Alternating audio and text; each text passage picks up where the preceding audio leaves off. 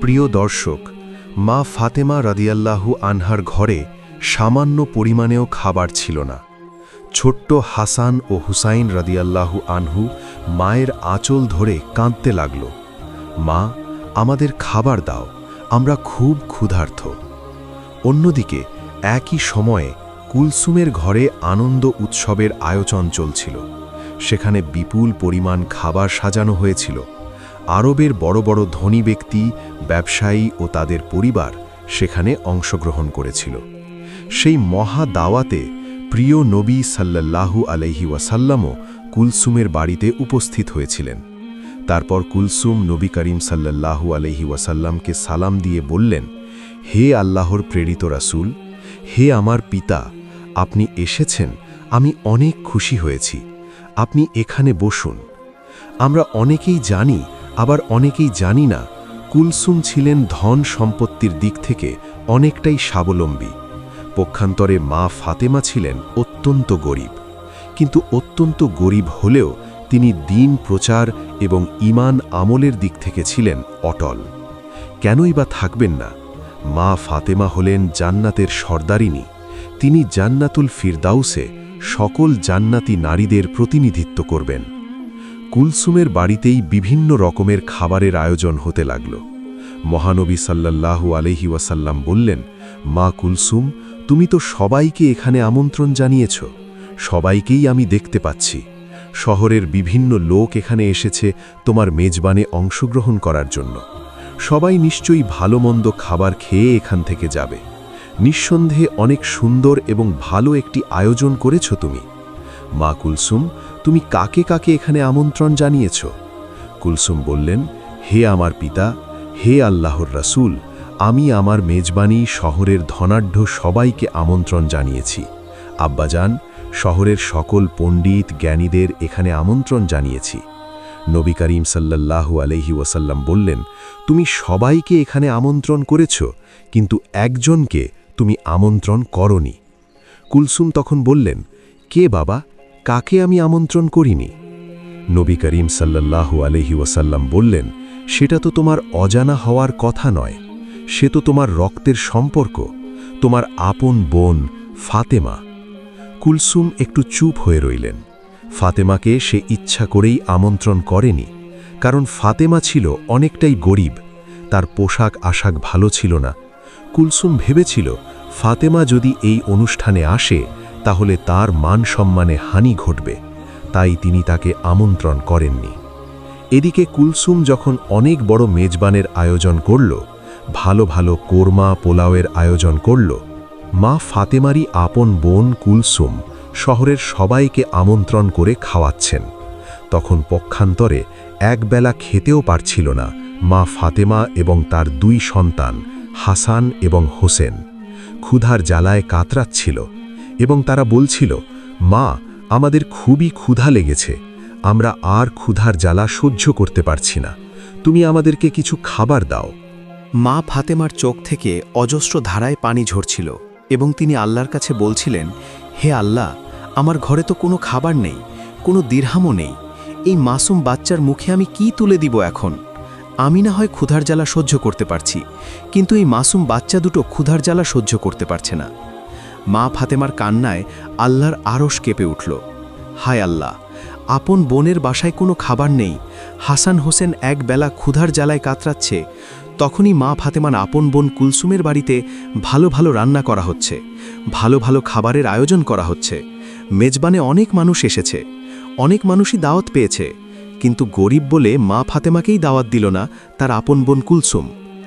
নবী করিম সাল্লাল্লাহু আলাইহি ওয়াসাল্লাম কুলসুমকে বললেন, সে তোমার আপন বোন, এখানে সবাই যেহেতু এসেছে তারও আসার প্রয়োজন ছিল, তোমার তাকে আমন্ত্রণ করা উচিত ছিল। কুলসুম মহানবী সাল্লাল্লাহু আলাইহি ওয়াসাল্লামকে খাবার খেতে বসার জন্য অনুরোধ করলেন এবং সে এড়িয়ে গিয়ে অন্যদিকে চলে গেলেন। সবাই খাবার খেতে বসে গেল এবং খাবার চুলা থেকে উঠাতে লাগল। কুলসুম সবকিছু তদারকি করতে লাগলেন। নবী করিম সাল্লাল্লাহু আলাইহি ওয়াসাল্লাম দুঃখ ভারাক্রান্ত মন নিয়ে দাঁড়িয়ে রইলেন। সে কি করে সেখান থেকে খাবার গ্রহণ করবেন? তার সবথেকে আদরের মেয়ে মা ফাতেমা সেখানে আসেনি। তার কলিজার টুকরা নাতি হাসান হোসেন ক্ষুধার জ্বালায় কাতরাচ্ছিল। হায় আল্লাহ, এই নিদারুণ অসহায়ত্ব দেখে নবী করিম সাল্লাল্লাহু আলাইহি ওয়াসাল্লামের মনেও অনেকটাই কষ্ট লাগল। তারপর মা ফাতেমার কাছে যখন হাসান হোসেন ক্ষুধার জ্বালায় চিৎকার করছিল, মা ফাতেমা কোনো উপায় না পেয়ে শুধু চুলাতে গরম পানি ফোটাতে লাগলেন এবং হাসান হোসেনকে বললেন, এই তো বাবা, একটু পরেই খাবার হয়ে যাবে, তোমরা যাও পাহাড়ের কাছে গিয়ে খেলা করো, আমি রান্না হলেই তোমাদেরকে ডাকব। আসলে চুলায় তো কোনো খাবারই ছিল না, শুধুই গরম পানি দিয়ে ফোটাচ্ছিলেন মা ফাতেমা, কারণ ছেলেদের তো কিছু একটা বোঝাতে হবে। তার ঘরে যে কোনো খাবার নেই, সে শুধুই এই অবস্থা দেখছিলেন এবং তার চোখ থেকে অজস্র ধারায় পানি ঝরছিল। পক্ষান্তরে তার আপন বোনের বাসায় অনেক ধরনের খাবারের আয়োজন হতে লাগল। তারপর সবাইকে খাবারের জন্য যখন কুলসুম খাবারের পাত্রের কাছে গেলেন, তিনি সেই ঘটনা দেখে অবাক হয়ে হইলেন, কারণ তিনি যখন খাবারের পাত্রের কাছে গিয়ে খাবারের ঢাকনা একে একে ওপরে তুললেন, তিনি দেখলেন সকল খাবারই রান্না করা ভালো ভালো খাবার, পোলাও, কোরমা, মাংস সব কিছু পাথর হয়ে গিয়েছে। তিনি বললেন, হায় আল্লাহ, এ কি করে সম্ভব, এ কি করে হলো? একটু আগেই তো সকল খাবার রান্না করা হয়েছিল, খাবার রেখে আমি আমার পিতার সাথে কথা বলছিলাম, এখন সকল খাবার কিভাবে পাথর হয়ে গেল? কার অভিশাপে এমন হলো? শহরের বিভিন্ন মানুষ এখানে এসেছে, সবাই অপেক্ষা করছে, আমি যদি এখন খাবার না দিতে পারি, আমার মান সম্মান কিছুই থাকবে না। এই কথা ভাবতে ভাবতে কুলসুম দৌড়ে মহানবী সাল্লাল্লাহু আলাইহি ওয়াসাল্লামের কাছে গেলেন। তিনি তার পিতাকে বললেন, হে আমার পিতা, আমি এখন কি করব? আমার অনেক বড় বিপদ হয়ে গেছে, এমন কেন হলো আমি কিছুই ভেবে পাচ্ছি না। মহানবী হযরত মুহাম্মদ সাল্লাল্লাহু আলাইহি ওয়াসাল্লাম তার মেয়ে কুলসুমকে বললেন, কেন মা, কি হয়েছে? তোমাকে এত হতাশাগ্রস্ত লাগছে কেন? আমাকে খুলে বলো। কুলসুম বললেন, আমি যে খাবারের আয়োজন করেছিলাম, যে খাবার বাবুর্চিরা রান্না করেছিল, সকল খাবারই প্রায় হয়ে গিয়েছিল।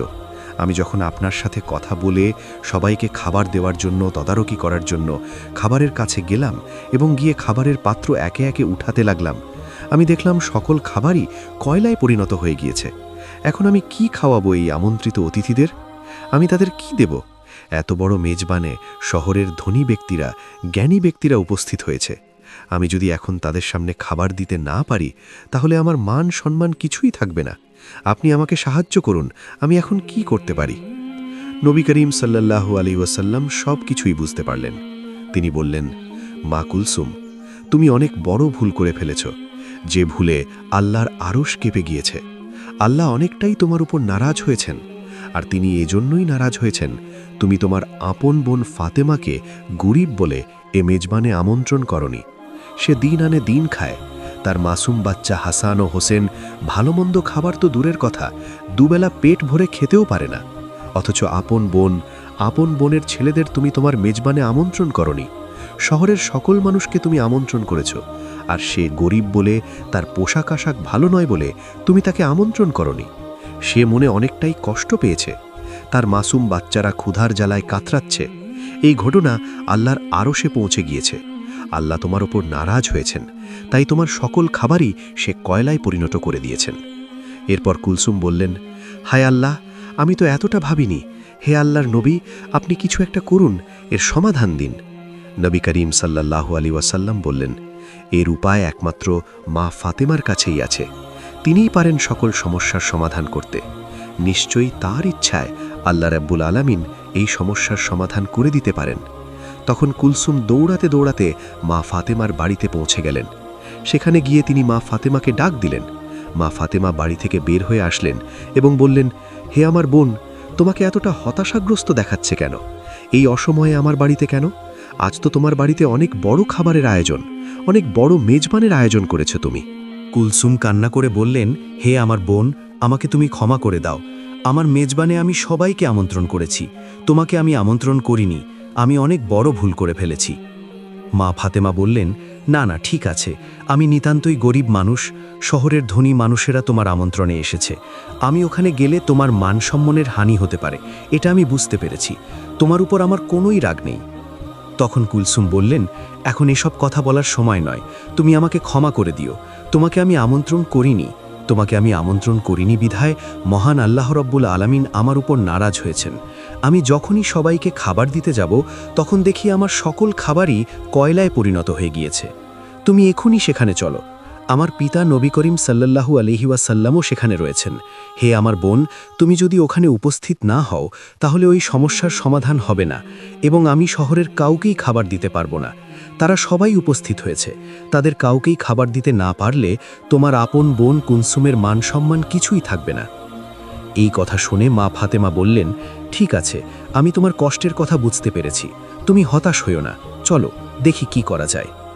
এই বলে হাসান হোসেনকে নিয়ে কুলসুমের বাড়ির দিকে রওনা করলেন। তারপর কুলসুমের বাড়িতে গিয়ে মা ফাতেমা দেখলেন নবী করিম সাল্লাল্লাহু আলাইহি ওয়াসাল্লাম মা ফাতেমার অপেক্ষায় মেজবানের সকলের সামনে দাঁড়িয়ে রয়েছেন। মা ফাতেমা সেখানে গিয়ে আল্লাহর নবীকে সালাম দিয়ে বললেন, হে আমার পিতা, আমার সালাম গ্রহণ করুন। মহানবী হজরত মোহাম্মদ সাল্লাল্লাহু আলাইহি ওয়াসাল্লাম মা ফাতেমার সালামের উত্তর দিয়ে বললেন, মা ফাতেমা, তুমি এসেছ? আমি তোমারই অপেক্ষায় ছিলাম। মা ফাতেমা বললেন, হ্যাঁ বাবা, আমি এসেছি। কুলসুম আমার বাড়িতে গিয়েছিল আমাকে ডাকতে, ওই আমাকে নিয়ে আসলো। নবী করিম সাল্লাল্লাহু আলাইহি ওয়াসাল্লাম বললেন, হ্যাঁ, তোমার বোনের অনেক বড় বিপদ, সে একটি ভুল করে ফেলেছে। আমি নিজেও জানি তার এই কাজটি করা ঠিক হয়নি। মহান আল্লাহ রব্বুল আলামিন তোমার কষ্টে তিনিও ব্যথিত হয়েছেন। তোমার বোন কুলসুম একটি ভুল করে ফেলেছে, সে তোমাকে আমন্ত্রণ করেনি, সে অহংকারের বশে একটি পাপ করে ফেলেছে। আল্লাহ রব্বুল আলামিন তোমার দুঃখ কষ্ট দেখে তিনিও নারাজ হয়েছেন। আজকের এই মেজবানে শহরের গণ্যমান্য ব্যক্তিরা উপস্থিত হয়েছে। তোমার বোনের এখানে তারা আজকে দুপুরে আহার গ্রহণ করবে, কিন্তু তারা কি করে খাবে? মেজবানের জন্য যে সকল খাবার রান্না করা হয়েছিল সে সকল খাবার কয়লায় পরিণত হয়ে গিয়েছে। এই কথা শুনে মা ফাতেমা অবাক হয়ে বললেন, আমি তো আমার বোনকে কখনোই অভিশাপ দিইনি, এমনটি কেন হলো? মহানবী হজরত মোহাম্মদ সাল্লাল্লাহু আলাইহি ওয়াসাল্লাম বললেন, মা ফাতেমা, তুমি অভিশাপ দাওনি, অভিশাপের প্রয়োজন পড়েনি, কিন্তু হাসান হোসেনের ক্ষুধার যন্ত্রণা মা হিসাবে তোমার আহাজারি আল্লাহ রাব্বুল আলামিনের আরশকেও কাঁপিয়ে দিয়েছে। তাই এই মেজবানে যে সকল খাবার রান্না করা হয়েছিল তার হুকুমে সকল খাবারই কয়লা হয়ে গিয়েছে। এখন তোমার বোন অনেকটাই চিন্তায় পড়ে গেছে যে এত সব আমন্ত্রিত অতিথিদের যদি সে খাবার দিতে না পারে তাহলে তার মান সম্মান কিছুই থাকবে না। মা ফাতেমা বললেন, হে আল্লাহর প্রেরিত রাসূল, হে আমার পিতা, আমার এখন কি করণীয় রয়েছে? নবী করিম সাল্লাল্লাহু আলাইহি ওয়াসাল্লাম বললেন, তুমি যদি মন থেকে কুলসুমকে ক্ষমা করো এবং আল্লাহর দরবারে দোয়া করো, হয়তোবা আল্লাহ এর সমাধান করে দেবেন। তখন মা ফাতেমা বললেন, ঠিক আছে বাবা, আমি যাচ্ছি। এই বলে যেখানে খাবার রান্না করা হচ্ছিল, যেখানে সকল খাবার কয়লা হয়ে গিয়েছিল, কুলসুমকে নিয়ে সেই জায়গায় গেলেন। আল্লাহর নাম নিয়ে বিসমিল্লাহ বলে মা ফাতেমা সকল খাবারের পাত্র কাপড় দিয়ে ঢেকে দিলেন এবং আল্লাহর দরবারে দোয়া করলেন এবং কুলসুমকে বললেন, তুমি কাপড় তোলো। খাবারের পাত্রের উপর থেকে যখন কাপড় সরালেন তখন দেখলেন সকল কয়লায় পরিণত হওয়া খাবার আগের অবস্থায় ফিরে এসেছে। কুলসুম আল্লাহর দরবারে শুকরিয়া আদায় করলেন। মা ফাতেমাও আল্লাহর দরবারে শুকরিয়া আদায় করলেন। কিছুদিন ধরে মা ফাতেমা অত্যন্ত অসুস্থ ছিলেন। সে বিছানা থেকে ঠিকমতো উঠতে পারছিল না। অন্যদিকে বাড়িতে 3 দিন যাবৎ কোনো খাবার ছিল না। খাবার না খেয়ে ও অসুস্থতার কারণে হজরত ফাতেমা রাদিয়াল্লাহু তাআলা আনহা অত্যন্ত দুর্বল হয়ে পড়লেন। শেরে খোদা হজরত আলী রাদিয়াল্লাহু তাআলা আনহুর হাতে তখন এমন কোনো অর্থকড়িও ছিল না যার মাধ্যমে তিনি খাবার ক্রয় করে আনতে পারবেন। 3 দিন অতিবাহিত হওয়ার পর হজরত ফাতেমা রাদিয়াল্লাহু তাআলা আনহা হজরত আলী রাদিয়াল্লাহু তাআলা আনহুর হাতে একটি কাপড় দিয়ে বললেন, হে আমার প্রিয় স্বামী, আপনার হয়তো মনে আছে আব্বাজান হজরত মোহাম্মদ সাল্লাল্লাহু আলাইহি ওয়াসাল্লাম আমাদের বিয়ের সময় এই কাপড়টি আমাকে হাদিয়াত স্বরূপ দিয়েছিলেন। এটি অত্যন্ত বরকতময় একটি কাপড়। আমার মনে চাচ্ছে না যে এই কাপড়টি আমি বিক্রি করে দেই, কিন্তু তারপরেও যেহেতু আমাদের ঘরে আজ 3 দিন যাবৎ কোনো খাবার নেই, তাই আপনাকে এই বরকতময় কাপড়টি আমি দিচ্ছি। আপনি এটিকে বাজারে বিক্রি করে এর মূল্য দিয়ে কিছু খাবার খরিদ করে নিয়ে আসুন। হজরত আলী রাদিয়াল্লাহু তাআলা আনহু ফাতিমা রাদিয়াল্লাহু তাআলা আনহার কাছ থেকে সেই কাপড়টি নিয়ে বাজারের দিকে রওনা করলেন। তিনি কাপড়টি নিয়ে বাজারের দিকে পৌঁছলেন এবং সেটিকে বিক্রি করার জন্য অনেক ক্রেতাকে দেখালেন, কিন্তু কাপড়টি অত্যন্ত পুরনো হওয়ায় সেটি ক্রয় করার জন্য কোনো ক্রেতাই আগ্রহ দেখাচ্ছিল না। এ কারণে হজরত আলী রাদিয়াল্লাহু তাআলা আনহু একেবারেই নিরাশ হয়ে পড়লেন। তখন তিনি আল্লাহ রাব্বুল আলামিনের দরবারে ফরিয়াদ করলেন, হে আল্লাহ রাব্বুল আলামিন, এই কাপড়টি অত্যন্ত পুরাতন, তাই এটি ক্রয় করার জন্য কোনো ক্রেতাই আগ্রহ দেখাচ্ছে না। আজ 3 দিন যাবৎ নবীজির মেয়ে হজরত ফাতিমা রাদিয়াল্লাহু তাআলা আনহা এবং হাসান ও হোসেন না খেয়ে আছে। হে রব্বুল আলামিন, আজকে যদি এই কাপড়টি আমি বাজারে বিক্রি না করে এর মূল্য দিয়ে বাড়িতে না নিয়ে যেতে পারি, তাহলে আজকেও তারা না খেয়ে থাকবে। আপনি এই কাপড়টি বিক্রয় করার জন্য একজন ক্রেতার ব্যবস্থা করে দিন। শেরে খোদা হজরত আলী রাদিয়াল্লাহু তাআলা আনহুর এই দোয়ার পরেই একজন ক্রেতা আগমন করল এবং সে তাকে প্রশ্ন করল, আলী, তুমি কি এই কাপড়টি বিক্রি করতে চাও? হজরত আলী বললেন, জনাব, আমি তো বিক্রি করার জন্যই এটিকে বাজারে নিয়ে এসেছি। তখন সেই লোকটি বলল, কি পরিমাণ অর্থ দিলে তুমি এই কাপড়টি বিক্রি করবে? শেরে খোদা হজরত আলী জানতেন এই কাপড়টি অত্যন্ত পুরাতন, এর মূল্য সর্বোচ্চ 1 দিরহাম বা 2 দিরহাম হতে পারে। তাই তিনি কোনো দাম না চেয়ে বললেন, জনাব, আপনার যা মর্জি তাই প্রদান করুন, আমি নিজ থেকে কাপড়টির কোনো দাম চাচ্ছি না। তখন সেই ক্রেতা বলল, আমি 6 দিরহাম দিয়ে এই কাপড়টি ক্রয় করতে চাই, তুমি কি বিক্রি করতে রাজি আছো? তখন আলী রাদিয়াল্লাহু তাআলা আনহু অত্যন্ত খুশি হয়ে রাজি হয়ে গেলেন এবং বললেন, জনাব, আপনি আমাকে 6 দিরহাম দিয়ে এই কাপড়টি ক্রয় করতে পারেন। অতঃপর ক্রেতা হজরত আলী রাদিয়াল্লাহু তাআলা আনহুকে 6 দিরহাম দিল এবং হজরত আলী রাদিয়াল্লাহু তাআলা আনহু ক্রেতাকে তার কাপড়টি হস্তান্তর করলেন। ওদিকে আল্লাহ রাব্বুল আলামিনের একদল ফেরেশতা অন্য একদল ফেরেশতাকে বলতে লাগল, নবী করিম সাল্লাল্লাহু আলাইহি ওয়াসাল্লামের সাহাবীগণ অত্যন্ত দানশীল, তারা সুখে দুঃখে সব অবস্থাতেই দান করে থাকে। তখন ফেরেশতাদের অপর একটি দল বলল, আল্লাহর নবীর সাহাবীরা দান করে এটা ঠিক কথা, কিন্তু তারা সুখে দুঃখে সব সময় দান করে না। যদি তাদের হাতে কোনো কিছু থাকে তাহলেই তারা দান করে, এবং তাদের হাতে থাকা জিনিসটির প্রয়োজন যদি তাদের নিজেদেরই থাকে তখন তারা সেই জিনিসটি দান করে না। ফেরেশতাদের এই ঝগড়ার সমাধান করতে আল্লাহ রব্বুল আলামিন তাদেরকে বললেন, হে আমার ফেরেশতারা, তোমরা পরস্পরের মাঝে ঝগড়া করিও না। এই বিষয়টি পরীক্ষা করার জন্য শেরে খোদা হজরত আলীর কাছে চলে যাও। সে 6 দিরহাম দিয়ে একটি কাপড় বিক্রি করেছে, আর এই 6 দিরহাম তার অত্যন্ত প্রয়োজন। তোমরা আলীর কাছে গিয়ে সেই 6টি দিরহাম চাও, দেখো সে তোমাদেরকে দেয় কিনা, আর এর মাধ্যমে তোমাদের ঝগড়া সমাধানও হয়ে যাবে। আল্লাহ রব্বুল আলামিনের পক্ষ থেকে এই নির্দেশ লাভের পর একজন ফেরেশতা ফকির বেশে হজরত আলী রাদিয়াল্লাহু তাআলা আনহুর কাছে আগমন করলেন। হজরত আলী রাদিয়াল্লাহু তাআলা আনহু সেই 6 দিরহাম দিয়ে খাবার ক্রয় করতে যাচ্ছিলেন। ইতিমধ্যে সেই ফকির বেশধারী ফেরেশতা তাকে বললেন, হে আল্লাহর বান্দা, আজ কয়েকদিন যাবৎ আমি না খেয়ে আছি। দীর্ঘদিন যাবৎ না খেয়ে থাকার কারণে আমার শরীরে সামান্যতম নড়াচড়া করার শক্তি নেই। আমি আল্লাহর ওয়াস্তে তোমার কাছে কিছু ফরিয়াদ করছি। যদি তোমার নিকট কোনো অর্থকড়ি থাকে, দয়া করে আমাকে সেগুলো দান করো, যাতে সেই অর্থ দিয়ে আমি খাবার ক্রয় করে খেতে পারি এবং আমার ক্ষুধার জ্বালা নিবারণ করতে পারি। ফকিরের মুখে এসব কথা শুনে হজরত আলী রাদিয়াল্লাহু তাআলা আনহু ভাবতে লাগলেন, হে আল্লাহ, আজ 3 দিন যাবৎ আমার স্ত্রী ও সন্তান না খেয়ে আছে। 3 দিন পরে আমার স্ত্রী ফাতেমা আমাকে একটি কাপড় বিক্রি করতে দিলেন। কথা ছিল সে কাপড় বিক্রি করে তার অর্থ দিয়ে আমি তাদের জন্য খাবার ক্রয় করে নিয়ে যাব, কিন্তু আল্লাহর এক অসহায় বান্দা আমার কাছে ভিক্ষা প্রার্থনা করছেন। এখন আমি কি করব? আমি আমার স্ত্রী ও সন্তানদের জন্য খাবার ক্রয় করে নিয়ে যাব, নাকি এই ভিক্ষুককে এই অর্থগুলি দান করে দেব? সর্বশেষে তিনি সিদ্ধান্ত নিলেন যে ভিক্ষুককে এই 6 দিরহাম দান করে দিবেন। অতঃপর তিনি মনে মনে ভাবতে লাগলেন, আল্লাহই আমার উত্তম অভিভাবক, এই ভিক্ষুককে আমি এই 6 দিরহাম দান করে দেই। তখন তিনি সেই 6 দিরহাম ভিক্ষুককে দান করে দিলেন। এরপর তিনি অত্যন্ত চিন্তিত ও পেরেশান মনে সামনে চলতে লাগলেন। ইতিমধ্যে দেখা গেল এক ব্যক্তি হজরত আলী রাদিয়াল্লাহু তাআলা আনহুর কাছে একটি লাল ঘোড়া নিয়ে আসলো এবং সে তাকে বলল, হে হজরত আলী রাদিয়াল্লাহু তাআলা আনহু, আপনি কি আমার কাছ থেকে এই লাল ঘোড়াটি ক্রয় করতে চাচ্ছেন? হজরত আলী বললেন, জনাব, আমি কিভাবে আপনার কাছ থেকে এই ঘোড়াটি ক্রয় করব? আমার হাতে কোনো অর্থকড়িও নেই। তখন সেই ব্যক্তি বলল, হে আলী, আমি বাকিতে আপনার কাছে এই ঘোড়াটি বিক্রি করব। আপনি এই ঘোড়াটি নিয়ে ব্যবসা করুন, তারপর ব্যবসায় লাভ হলে আমার মূল্য আমাকে দিয়ে দিবেন। হজরত আলী রাদিয়াল্লাহু তাআলা আনহু তখন ভাবলেন, যেহেতু আমার কাছে বাকিতে এই ঘোড়াটি বিক্রি করতে চাচ্ছেন, তাহলে তা নিতে আমার সমস্যা কোথায়?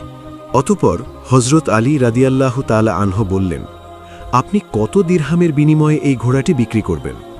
সে ব্যক্তি বলল, আমি 100 দিরহামের বিনিময়ে এই ঘোড়াটি আপনার কাছে বিক্রি করলাম। হজরত আলী রাদিয়াল্লাহু তাআলা আনহু 100 দিরহামের বিনিময়ে সেই ঘোড়াটি তার কাছ থেকে ক্রয় করলেন। এরপর ঘোড়াটি বিক্রি করার জন্য বাজারে নিয়ে গেলেন। হজরত আলী রাদিয়াল্লাহু তাআলা আনহু যখন সেই ঘোড়াটি বিক্রি করার জন্য বাজারে নিয়ে এলেন, তখন এক ব্যক্তি এসে তাকে জিজ্ঞাসা করলেন, হে আলী, আপনি কি এই ঘোড়াটি বিক্রি করতে চান? তখন আলী রাদিয়াল্লাহু তাআলা আনহু বললেন, ভাই, আমি তো এটি বিক্রি করার জন্যই বাজারে নিয়ে এসেছি। সে লোকটি বললেন, আপনি কত দিরহামের বিনিময়ে ঘোড়াটি বিক্রি করতে চান?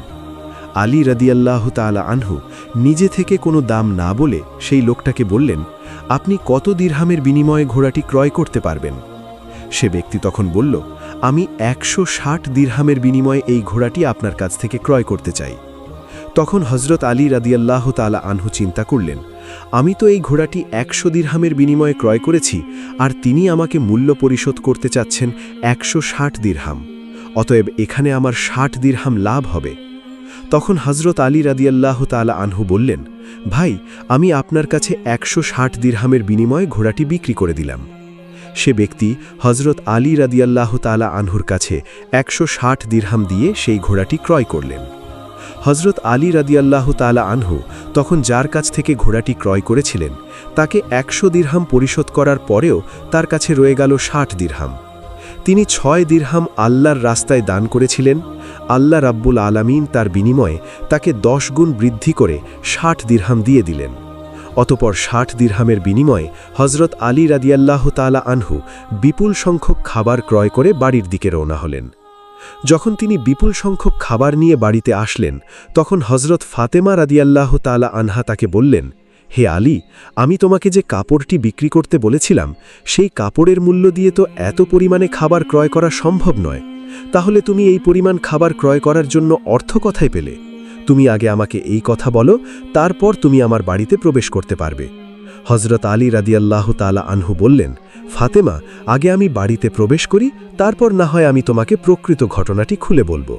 তখন হজরত ফাতেমা তাকে বললেন, আগে আপনি প্রকৃত ঘটনাটি খুলে বলুন, তারপর আপনি বাড়িতে প্রবেশ করতে পারবেন। হজরত আলী রাদিয়াল্লাহু তাআলা আনহু বললেন, ফাতেমা, তুমি তো ভালো করেই জানো যে তোমার স্বামী হজরত আলী কোনো দিনই অবৈধভাবে উপার্জন করবে না। আমি যে পন্থায় অর্থ উপার্জন করেছি তা সম্পূর্ণ বৈধ একটি পন্থা। অতএব এই ব্যাপারে তোমার সন্দেহ করার কোনো কারণ নেই। কিন্তু হজরত ফাতেমা হজরত আলী রাদিয়াল্লাহু তাআলা আনহুর এই কথাগুলো তেমন একটা বুঝতে চাইলেন না। হজরত আলী এবং হজরত ফাতেমা রাদিয়াল্লাহু তাআলা আনহার মাঝে এই ঘটনা ঘটার কিছুদিন পরে হুজুরে আকরাম সাল্লাল্লাহু আলাইহি ওয়াসাল্লাম ফাতেমাকে ডেকে তার দরবারে নিয়ে গেলেন। তারপর তিনি তাকে বললেন, হে ফাতেমা, শোনো, তুমি কিছুদিন আগে তোমার স্বামীকে একটি কাপড় বিক্রি করার জন্য দিয়েছিলে। হজরত আলী সেই কাপড় বিক্রি করে তোমার জন্য অনেক খাবার ক্রয় করে নিয়ে এসেছিল, কিন্তু তুমি সন্দেহ করেছিলে যে আলী এগুলো বৈধ পথে উপার্জন করেছে কিনা। এজন্য তুমি তোমার স্বামীকে ঘরে প্রবেশ করতে দাওনি এবং তাকে বিভিন্ন প্রশ্ন করার মাধ্যমে তার মনে কষ্ট দিয়েছিলে। অথচ তুমি জানতে তোমার স্বামী আলী অবৈধ পথে কোনো দিনও উপার্জন করতে পারে না। হে ফাতেমা, তুমি যখন আলীকে সেই কাপড়টি বিক্রি করার জন্য দিয়েছিলে, হজরত আলী তার জন্য ক্রেতা খুঁজে পাচ্ছিল না। তখন আল্লাহ রাব্বুল আলামিন তার ফেরেশতা হজরত মিকাইলকে তার কাপড় ক্রয় করার জন্য পাঠিয়েছিলেন। আল্লাহর ফেরেশতা মিকাইল 6 দিরহামের বিনিময়ে হজরত আলীর কাছ থেকে সেই কাপড়টি ক্রয় করেছিল। এরপর আল্লাহর আরেকজন ফেরেশতা এসে আলীর কাছ থেকে সেই 6 দিরহাম ভিক্ষা প্রার্থনা করে। আলী সেই 6 দিরহাম আল্লাহর রাস্তায় তাকে দান করে দেয়। অতঃপর আলী চিন্তিত অবস্থায় বাড়ি ফিরে আসছিল। এমন সময় হজরত জিব্রাইল আলাইহিস সালাম তার কাছে একটি লাল ঘোড়া 100 দিরহামের বিনিময়ে বাকিতে বিক্রি করে। আলী সেই ঘোড়াটিকে নিয়ে বাজারে যায় এবং হজরত ইসরাফিল আলাইহিস সালাম তাকে 160 দিরহামের বিনিময়ে তার কাছ থেকে সেই ঘোড়াটি ক্রয় করে। আল্লাহ রাব্বুল আলামিন আলীকে 6 দিরহাম দানের বিনিময়ে 10 গুণ বৃদ্ধি করে 60 দিরহাম প্রদান করেন এবং সেই অর্থগুলি দিয়ে আলী প্রচুর পরিমাণে খাবার ক্রয় করে তোমার জন্য নিয়ে গিয়েছিল। হে ফাতেমা, শুনে রাখো, যে কাপড়টি হযরত আলী বিক্রি করেছিল, আল্লাহ রাব্বুল আলামিন সেই কাপড়টি জান্নাতে সংরক্ষণ করে রেখেছেন এবং যে ঘোড়াটি দিয়ে আলী ব্যবসা করেছিল, সেই ঘোড়াটিকেও আল্লাহ রাব্বুল আলামিন জান্নাতে সংরক্ষণ করে রেখেছেন। কাল কিয়ামতের দিন যখন তুমি জান্নাতে প্রবেশ করবে, তখন তুমি সেই ঘোড়ার উপরে থাকবে এবং সেই কাপড়টি হবে ঘোড়ার লাগাম, আর সেই লাগামটা ধরে থাকবে উক্ত কাঠুরিয়ার স্ত্রী। লাগামটি ধরে থাকার কারণে সে তোমার আগেই জান্নাতে প্রবেশ করবে এবং তুমি তার পরে জান্নাতে প্রবেশ করবে।